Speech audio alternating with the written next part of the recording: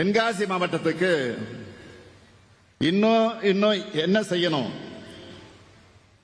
என்ற எண்ணத்தோட விளைவா இந்த புதிய அறிவிப்புகளை ஒரு 10 புதிய அறிவிப்புகளை நான் வெளியிட விரும்புகிறேன்.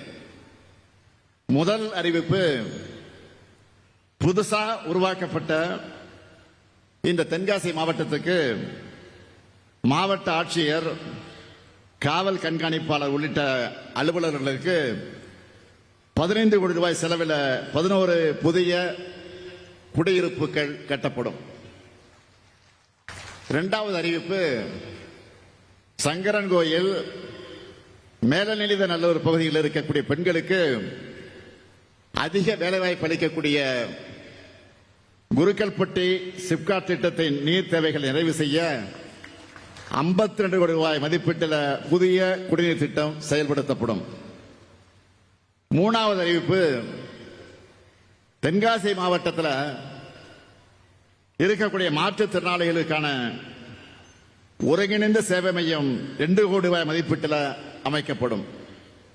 நாலாவது அறிவிப்பு, கடையம் ஊராட்சி ஒன்றியத்துக்கு 6 கோடி ரூபாய் செலவில் புதிய கட்டடம் கட்டப்படும். அஞ்சாவது அறிவிப்பு, சிவகிரி, கடையநல்லூர், சங்கரன்கோயில் மற்றும் திருவேங்கட வட்டங்களில் இருக்கக்கூடிய விவசாயிகளுக்கு பயனளிக்கக்கூடிய வகையில் இந்த பகுதியில் இருக்கக்கூடிய பல்வேறு முக்கிய கண்மாய்கள் 12 கோடி ரூபாய் செலவில் சீரமைக்கப்படும். ஆறாவது அறிவிப்பு, தென்காசி வட்டம் சிவசைலம் கிராமத்தில் இருக்கக்கூடிய கடனா அணை 4 கோடி ரூபாய் செலவில் சீரமைக்கப்படும். ஏழாவது அறிவிப்பு, கடையநல்லூர் வட்டத்தில் இருக்க வரட்டாறு பாசன அமைப்பின் கீழ் உள்ள அணைக்கட்டுகள் மற்றும் குளங்கள் 4 கோடி ரூபாய் செலவில் மேம்படுத்தப்படும். எட்டாவது அறிவிப்பு, செங்கோட்டை வட்டத்தில் அடவி நயினார் கோயில் அணை திட்டத்தின் கீழ் உள்ள அணைக்கட்டுகள், கால்வாய்கள் மற்றும் குளங்கள் 5 கோடி ரூபாய் செலவில் சீரமைக்கப்படும். ஒன்பதாவது அறிவிப்பு, வீர கேரளம்புதூர் வட்டத்தில் இருக்க மாராந்தாய் கால்வாய் 2 கோடி ரூபாய் செலவில் சீரமைக்கப்படும்.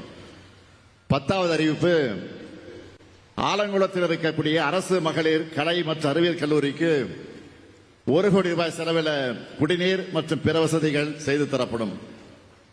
இந்த 10 முத்தான அறிவிப்புகளும் உங்களுக்கு மகிழ்ச்சியை தரும் என்று நான் நம்புகிறேன்.